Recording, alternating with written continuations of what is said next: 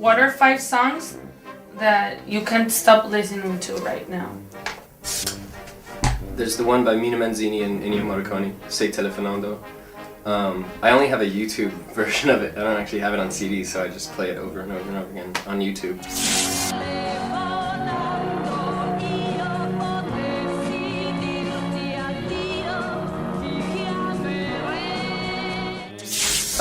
Then Take It Easy, My Brother Charlie by Georgie Ben.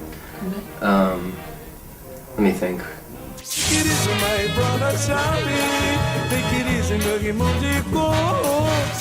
What have I been listening to a lot? Or think about your iPod, like if you... Like... Oh, there's this Algerian song, and it's called Malgré tout, Despite Everything. And it's this beautiful, like, kind of brawly song of Algerian music, but put over like a kind of rock band from the 70s. So that's 3, right? Yeah. There's a new. I got a promo copy of Grizzly Bear. Okay. And there's 2 songs on that I can't stop listening to. One of them's Cheerleader, and the other one is 2 Weeks. So that's 5, right? No, one more. One more? Yeah. Okay. Favorite song of all time? How about? Okay, It's an easy sure. one. Smokey Robinson, Tracks in My Tears. Okay. Yeah. You see me with another girl, seeming like I'm having fun. Last but not least, what's your guilty pleasure song? Like Guilty what pleasure song you don't want people to know that you listen to? Like, I don't know. I actually have a bunch. You know Robin, the Swedish pop star? No. It's pretty pop. Sing the song, maybe I will remember. It's which song is With Every Heartbeat? With every heartbeat.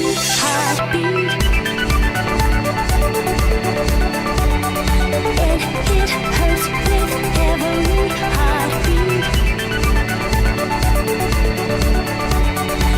It hurts with every heartbeat. So it was like hard electro track. Okay. I don't know. It was actually in Mexico that we stumbled upon it, and all of us. I don't know. Maybe we were feeling sentimental or something. And So that we were listening to like trashy Europop when we were mixing and mastering in Mexico. So, you could look it up. It's pretty funny.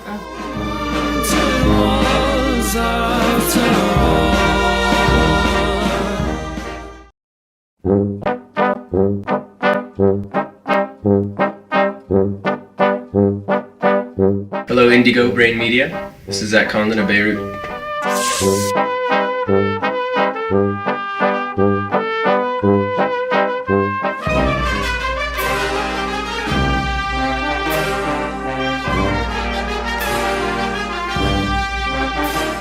What are 4 animals that best describe your music?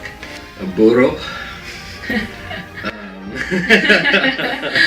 Why? Well, the donkey, because okay, I'll tell you a short story. I was in Morocco after I'd recorded the stuff in Teotihuacan, and I tried to ride a horse for the first time, and it got frightened and scared and started galloping in the wrong direction, and I was just freaking out, and I actually jumped off.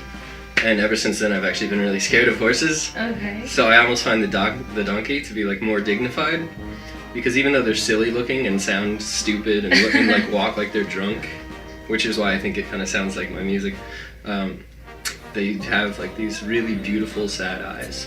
And yeah, I actually wrote a song about a donkey, so that's an easy one. Okay. 3 other more? Or 3 more? 2 more if you want. Yeah, I'm bad with the animal comparisons. Jeez, I feel like the donkey just fits so well. Parrot? I don't know. Well, okay, we could go with a donkey. What animals do you think would listen to your music? Like, if you have to picture like animals listening to your music, who would they? Well, I have 2 cats, and they don't listen to it. I can't even imagine. Maybe the whales. What artists that you admire would you like to collaborate with? like Jorge Ben or Caetano Veloso, anyone that was kind of involved in the Tropicalia scene in Brazil.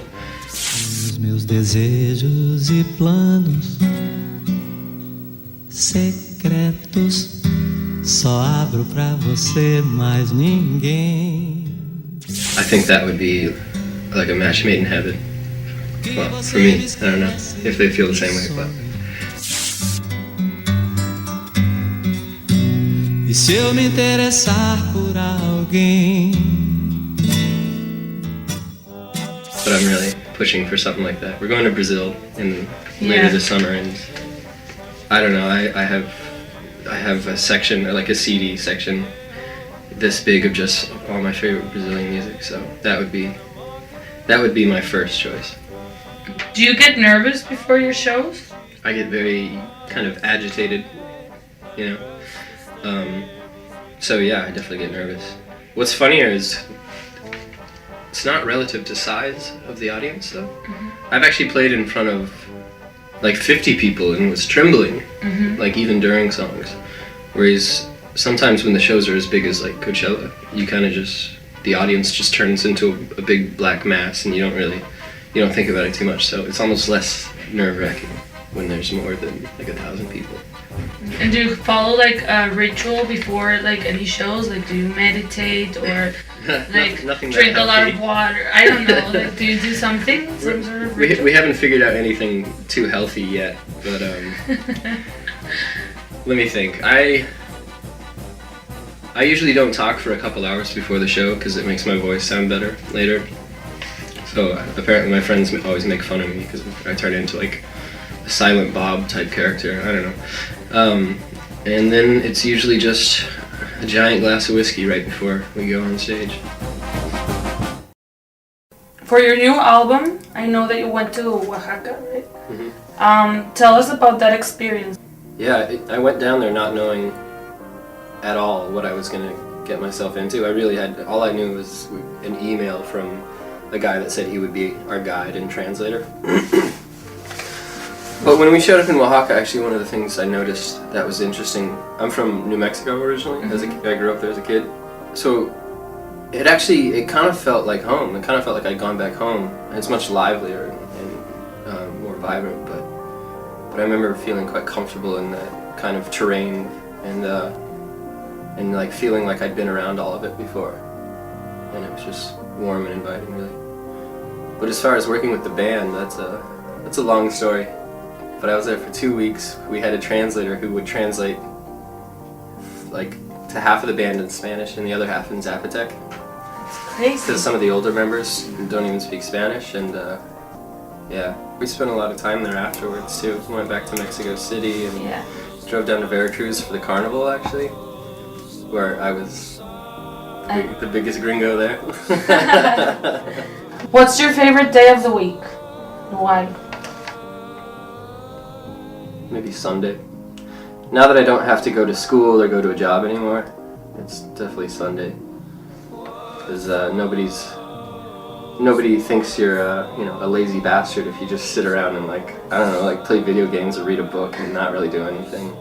And since my job is actually to go out and to go to parties and to shows, it's actually off time is when you get to do what boring homebodies do. So Sunday. When you were in Mexico, were you introduced to other music bands and stuff? Yeah, I got to know. Mostly, I got to know where that sound came from. That specific Oaxaca brass sound, and it's beautiful. My favorite song is Dios Nunca Muere. Okay. Pero no importa saber que voy a tener el mismo final, porque me queda el consuelo que Dios nunca morirá. I don't know. I don't actually speak any Spanish, which is horrible. But yeah, I got to hear it played at an actual funeral. I was sitting out of the cemetery, just going, "Oh wow, that's beautiful." But yeah, I learned about where it came from, how it works, how they pass it from generation to generation. Tuba players are all in one family, that kind of stuff. what's kind of ironic is what I made really good friends with a Turkish guy that lives in Mexico City. Okay. So actually, most of the music I learned about, because he lived in Brazil, was he showed me a bunch of new Brazilian music.